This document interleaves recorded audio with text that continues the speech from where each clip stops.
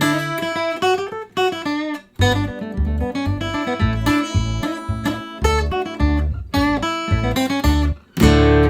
there, Stash Wyslouch here. Welcome to Musical Quick Tips. This week's quick tip: learn fiddle tunes in a distantly related key. Start with one key that's distantly related.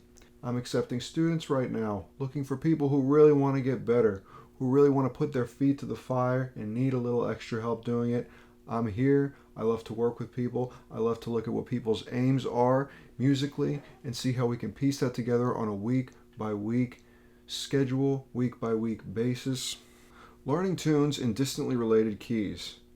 I can't think of something that's been more useful to me when learning music. It's something I don't do enough, but every time I do it, it helps me leaps and bounds, and I always know the tune and the components within it so much better.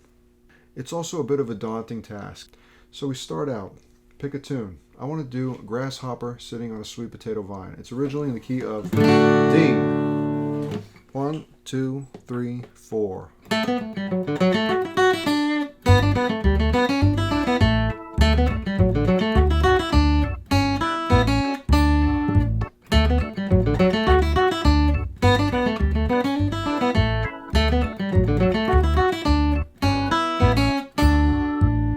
That's the A part. There's a B part. For the sake of brevity, I'm not going to play it today. You can look up the great recording with Bob Carlin that I learned it from. It's a friggin' awesome tune. It's in the key of D. What's a key that's distantly related? Well, a key that has quite a bit different notes than the key of D. Sit there and do the math. Look at all the notes and all the keys, but I'll just give you a shortcut. If you do it a half step away, a minor third away, a major third away, or a tritone away, you'll be in a pretty distantly related place. In the key of D, that'll be E flat, F, F sharp, or A flat. Today, for our example, for a systematic approach, I want to do the key of A flat. Now, once that I've determined the key, A flat, I'm going to determine a zone.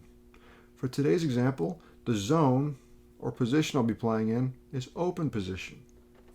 So before I dive into this, if I have a half-hour practice routine, I might spend the first 5 to 10 minutes just playing my open position A flat major scale.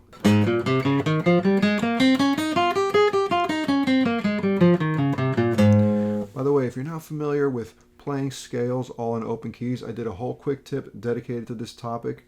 You can find that and all my other quick tips on my Patreon page. Quick tips are not universally available to the public. You have to be a patron to be able to access all 40 plus quick tips.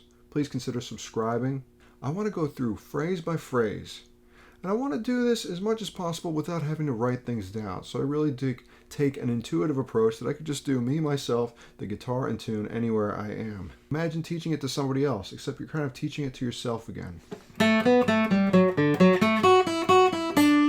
Bam, that's the first phrase, is Grasshopper Sitting on a Sweet Potato Vine. In terms of switching keys though, that's a little bit too much to bite off, so I might just take a smaller chunk. Then I sit there, in the original key, D, I analyze it, give a number to each note. Number meaning scale degree. So in the key of D, we start on an A note. That's the 5th degree. The melody goes 5, 6, 5, 4. So we analyze that.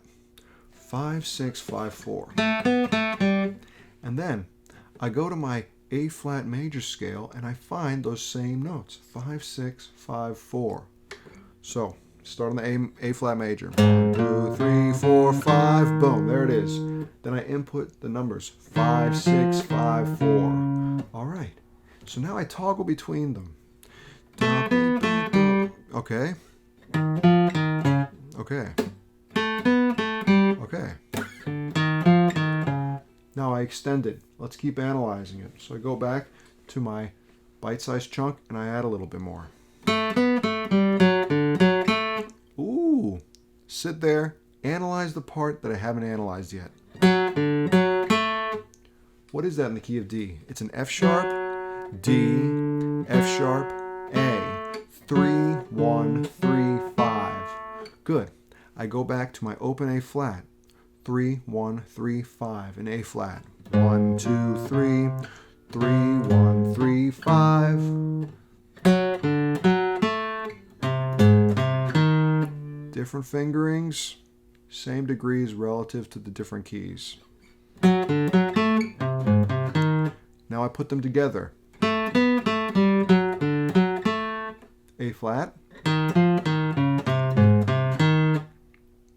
Very nice. That could be a whole practice session. That could be a half hour of time. But if you do that in a really focused way, really doing the analysis slowly, piece by piece, patiently, you're really going to start understanding the elements of the tune in the key of D. Oh, this tune starts on a 5. It kind of goes up and down the scale. And then we do a little triad thing, 3, 1, 3, 5. So you might start seeing big picture things. But whatever you start seeing, you're only going to start seeing them if you actually start doing these exercises. You can't just sit there and watch YouTube videos all day and understand them on a theoretical way and expect them to stick. You have to sit there, blood, sweat, and tears, and do the work. And it's the most rewarding feeling ever. Now I go through and I do the whole A part. And again, this is proportional to where you're at with this kind of analysis process. If this is the first time you've ever broken down a tune with degrees, that part of the process is going to take a long time.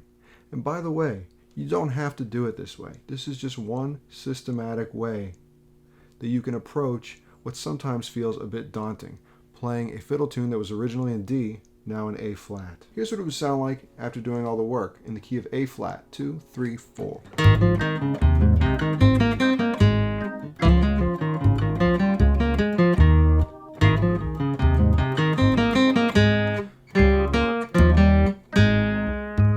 Cool, as opposed to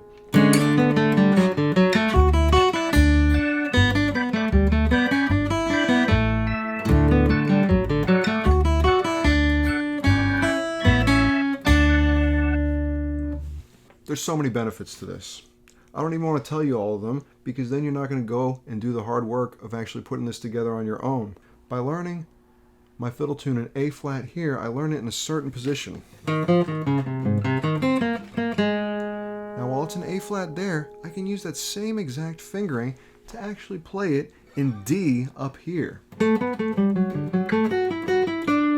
you're kind of killing two birds with one stone. On one hand, it's kind of like quick tip number 2 or 3 or whatever, where we were talking about playing different positions, same key all over the guitar neck. But this way, you're getting comfortable with a new key and what it looks like on the guitar, and a new position.